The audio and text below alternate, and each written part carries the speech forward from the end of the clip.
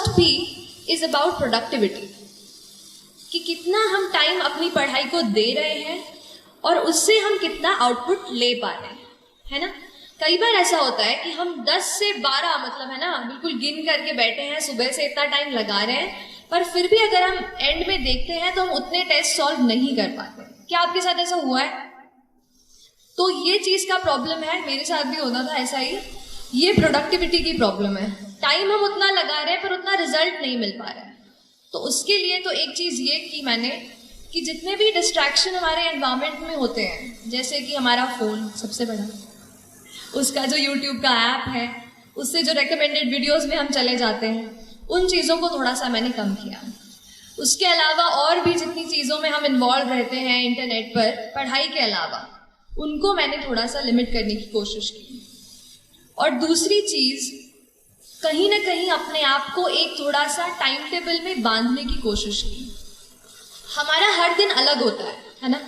कभी किसी दिन पढ़ने का मन करता है, कभी किसी दिन पढ़ने का मन नहीं करता है, लेकिन फिर भी हमको एटलीस्ट 5 to 6 आवर्स मैं कहूँगी, अगर आप किसी भी एग्जाम की तैयारी कर रहे हैं, माफ़ कीजिएगा आप लोग पीछे बैठे हैं, मैं आपको देख नहीं पा रही हूँ, बट तो किसी कोई भी एग्जाम जो है वो 5 to 6 आवर्स आपको रोज मतलब मैं कहूँगी कंसिस्टेंटली आपको देने की ज़रूरत है ना। और उसके लिए आप अपना एक कुछ छोटा सा रूटीन, भले ही सोने के पहले आधा घंटा अपना दिन जो है दूसरा वो आप प्लान कर लीजिए, क्योंकि हर दिन नया होता है। अगर एक दिन आप टाइम टेबल बना दिया यहाँ से यही करूँगा और एक वीक आप सोचो कि फॉलो हो जाए, तो मुझसे वो फॉलो नहीं हो पाता था। तो मैं ये करती थी कि सोने के पहले थोड़ा सा आधे घंटे में कल क्या क्या टॉपिक्स पढ़ने हैं, क्या क्या चैप्टर्स कवर करने हैं, वो सब एक बार मैं लिख लिया करती थी। एक ये करना चाह रही हूँ प्रेपरेशन की। तो प्रेपरेशन में अगर यूपीएससी स्पेशली बात करूँ तो मेरे पूरे प्रेपरेशन के 2 इम्पॉर्टेंट पिलर्स रहे।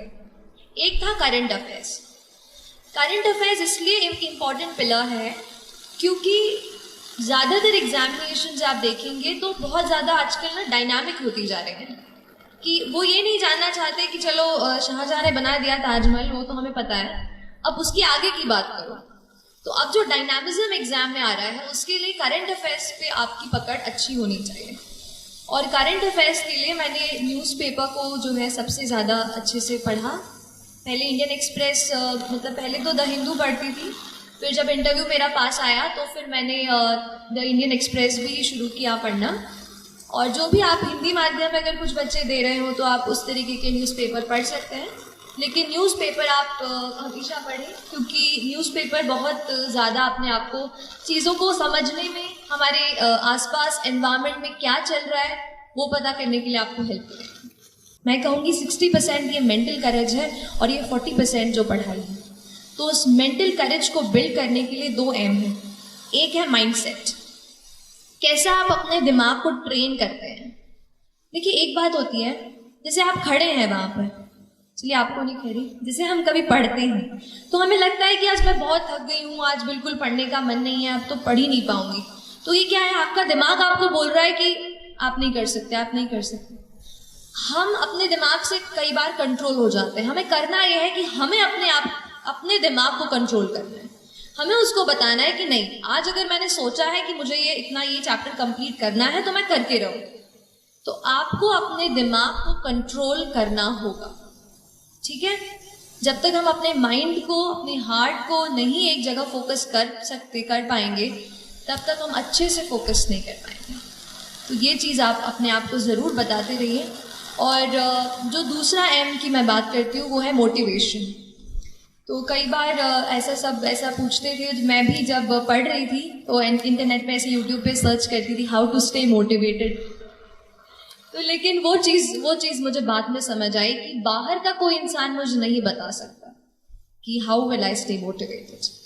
तो फिर थोड़ा अंदर मुझे झांकना पड़ा और तब मुझे समझ आया कि मैं कैसे मोटिवेट हूँ। तो फिर जब आपको मन करे ना कि आज तो हो गया, आज बहुत पढ़ाई कर ली, तब अपने आप से पूछो कि ऐसा क्या है जिसने मुझे पुश किया कि मैं ये करियर चुनूं। ऐसा क्यों है कि मैं एसएसबी के एग्जाम के लिए बैठ रही हूँ या बैठ रहा हूँ। Why is it? अगर आपका वाई तगड़ा है ना तो आप पूरी जर्नी से अच्छे से निकल जाओगे। इसलिए अपने वाई को, why do you want to join the civil service, why do you want to clear this exam, that is very very important. So don't start कि अगर करूँगा तो अच्छा वो मिल जाएगा, प्रेस्टीज मिल जाएगी. अगर आप प्रेस्टीज को सोचकर अगर आप सिविल सर्विस का एग्जाम देने जा रहे हैं तो माय डियर फ्रेंड्स, ज़्यादा दिनों तक वो आपको मोटिवेट नहीं रख पाएगा.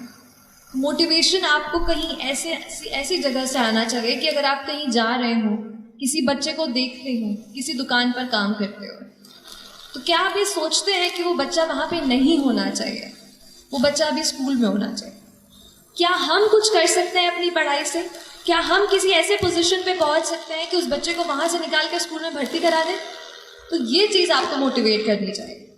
जिस दिन आप सोसाइटी से जुड़ने लगेंगे और समझने लगेंगे कि कुछ और लोग हैं जो अनफॉर्चुनेट हैं, हम बहुत लकी हैं और हम उनकी मदद कैसे करें, तो फिर बहुत जर्नी जो है ना आसान हो जाती है. तो एक ये चीज़ मोटिवेशन की थी कि आप खुद अपने आप को मोटिवेट करिए. मैं लकी रही कि मैं मम्मी पापा के साथ रहकर, घर में रहकर पढ़ाई की मैंने. तो जब भी कभी बोर होती थी, मम्मी से बातचीत कर लेती थी किसी टॉपिक के बारे में. आप भी अपने मम्मा से, पापा से या डियर फ्रेंड, आपके भाई बहन जो भी हों, उनसे इस बात का डिस्कशन करें. और इसके अलावा डी स्ट्रेस भी हों. और एक और बात मैम से बात करते हुए मुझे याद आई कि मुझे ज़रूर आपसे शेयर करनी चाहिए. वो है हमारा न्यूट्रिशन और हमारा पूरा जो न्यूट्रिशन हम लेते हैं. देखिए, हमारा दिमाग, आपने पढ़ा होगा ना साइंस में, कितना % वाटर होता है. Our brain is what %, how much % is it water? 70%. Yes. So close to 70% of our brain is just water. और अगर हम वाटर ही, पानी ही नहीं पियोगे तो कैसे पढ़ाई होगी? इसलिए हमेशा आपको हाइड्रेटेड रहना है. पढ़ाई के बाद जूस, अच्छा चाय कॉफ़ी नहीं, जूस एंड अच्छा पानी. ये तो जूस नहीं हो तो पानी, प्लीज़ हाइड्रेटेड रखिए अपने आप को. अपने टेबल पे हमेशा ये चीज़ रखिए. और दूसरी चीज़ है न्यूट्रिशियस फूड. तो मैम तो बिल्कुल मम्मा जैसे रखती हैं आपको, तो आप बिल्कुल न्यूट्रिशियस फूड लेते रहिए जहाँ भी आप रहते हैं. प्लीज़, आप अगर हॉस्टल में रहते हो तो प्लीज़ अपने आप को कभी भी वो मत कीजिए, क्योंकि हमारी बॉडी जब स्ट्रांग होगी ना, तभी अपन अच्छे से हेल्दी होकर पढ़ पाएंगे. तो don't compromise on that front.